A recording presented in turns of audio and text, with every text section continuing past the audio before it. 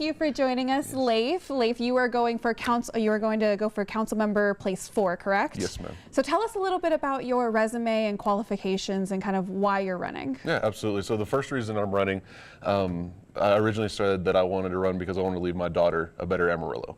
That's still the case, still true, but now it's kind of shifted, and I've broadened that a little bit to say that I'm tired of Amarillo playing catch up. And unfortunately, that's because of previous administrations. Not so much this one. I think this one still has room to improve on, but Amarillo forever has been playing catch up. And we have the people here in Amarillo to be industry leaders. We have the people here to bring business. We have the people here to do research and, to make this a place that people want to come to. A low tax base. I mean, what's not to love about Amarillo? And of course, the people. So, tired of playing catch up, and I just want to bring everything to light. Like, the past 10, 15 years has been nuts with the corruption allegations and everything else like that. So I want to bring everything to the forefront, deal out on the table, so that way the taxpayers can have trust in the city council again. As far as qualifications, I've got 2 master's degrees from WT, finance and economics, as well as an MBA. I've worked for a $2.3 billion company. Now the valuation since I worked there is up to $6 billion, but I had a $250 million budget and P&L that I managed on my own. So I know what it means to work in corporate business, but I also know what it means to bring business to the local community as being a business owner here. I've got 3 businesses here. I employ over 20 people in the Amarillo area, from full-time staff to contractors as well. So I know what it means to work on the corporate side, to work with big budgets, but I also know what it means to stimulate a local economy. Of course, of course. And so tell us a little bit about the platform that you're running on, kind of what your ideas are for a better Amarillo. Right. Well, for public safety, of course, public safety is a big issue for bringing anybody to Amarillo. They want to see that there's economic growth, but businesses also want to see that it's a safe place for them to move their families to. So I want to get, this comes back to us not playing catch up anymore. I said this to the firefighters union. What could the leadership for the police and leadership for the firefighters do if they're not having to come to the table every single year asking for a raise? What happens if we're not having to constantly lose people to Lubbock? What could they do? The type of people that they could attract, get our streets safer. So public safety, of course, everyone's always going to run on public safety, infrastructure, government transparency, fiscal responsibility. But what does it actually mean within those is where my differences in those platforms come. The government transparency, of course, I want to be out in the open. I want to see if we can't revamp our budget, because as soon as someone hears governmental budget, it just means, oh, well, how can the government hide what they're doing? I want to bring it out. I want to have a zero-based budget or incentive-based budget for the city. And then for infrastructure, unfortunately, there's a lot of money to spend. Unfortunately, I mean, we've got a water treatment plant that we've got to do. We've got roads that we still need to repair. The roads are still in good condition. They scored a 74 on the latest scoring system that they had, so they're still good. But there's obviously parts that people want to see repaired still. So the infrastructure, and if we're gonna bring economic growth to Amarillo, we have to start using what we have. We're the new rivers, right? St. Louis was the gateway to the west. Amarillo can be the new gateway to the west. We've got I-27, we've got I-40.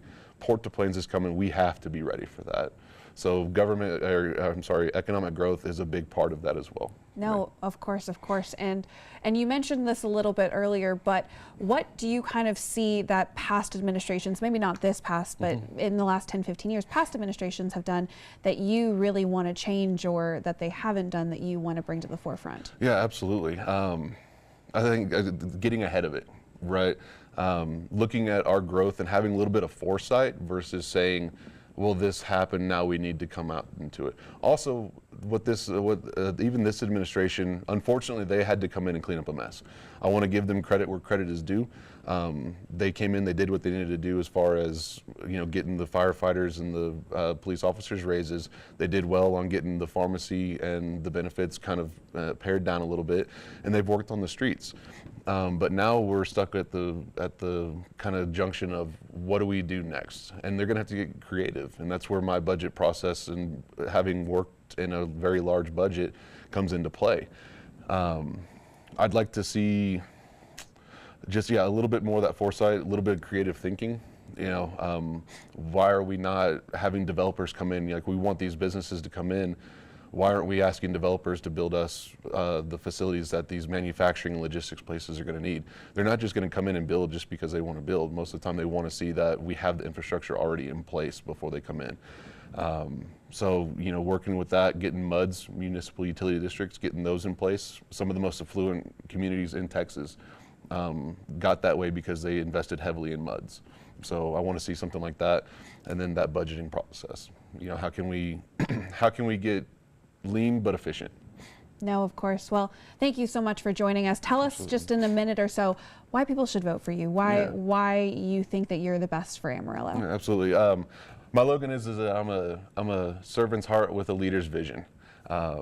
Very heavily based in the Christian faith. I want to serve you. That is first and foremost. When I wake up in the morning, it's how can I work for the Lord, and how can I work for the people of Amarillo. Everything that I do is based off of how can I make it better for the people around me, because if it's good for the people around me, then it's going to be good for me. It's going to be good for my daughter. It's going to be good for your kids, your grandkids, and future generations, to where they're going to be able to sit there and say, I want to stay in Amarillo versus going to Lubbock versus going to Dallas. You're going to get somebody who's open and honest, transparent. No matter how bad the truth hurts, the truth is still the way that we need to go. And you're going to get somebody who's going to come in there, going to work hard for you. I've said it multiple times throughout my campaign, is that I'm not bought by any person. I've been bought once before, and that was by the blood of Jesus Christ.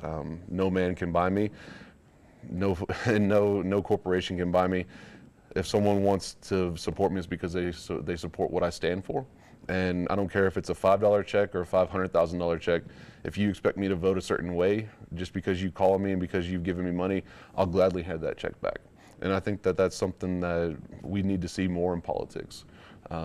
Someone who truly works for the people and all the people, not just the elites, not just the ones who might be the neediest of the needy, but someone who's going to want to bring all of that together and make Amarillo a better place for everybody. Well, thank you so much for joining us, Leif. We really appreciate it, and good luck with your campaign. Thank you very much, Paige. Thank you.